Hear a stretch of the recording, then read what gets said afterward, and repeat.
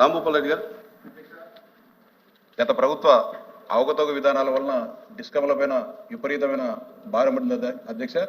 అంతేకాకుండా విద్యుత్ మోటార్లకు మీటర్లు బిగియాలని చెప్పి ఒక వేల కోట్ల రూపాయల కుంభకోణం జరిగింది అధ్యక్ష. ముఖ్యంగా దక్షిణ ప్రాంత విద్యుత్ మండలి పరిధిలో మీటర్లు సప్లై చేయకుండా సదరు సప్లై కాంట్రాక్టర్స్ సప్లై చేసినట్టు మొత్తం అధికార యంత్రాంగాన్ని బెదిరించేసి వందల కోట్ల రూపాయలు బిల్లు చేసుకోవడం జరిగింది. దానిపైన సమగ్ర దర్యాప్తు జరపాల.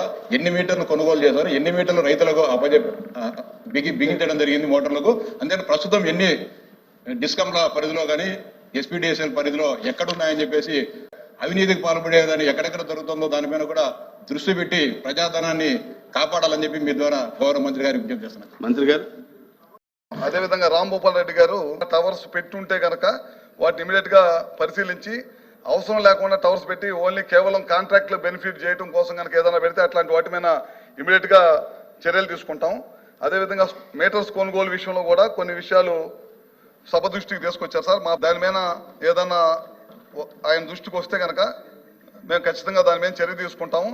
ఈ ప్రభుత్వం అయితే ఖచ్చితంగా కట్టుబడి ఉంది. వ్యవసాయ రంగానికి మీటర్లు అయితే స్మార్ట్ మీటర్లు కానీ మీటర్లు కానీ అయితే బిగించే ప్రసక్తి లేదు.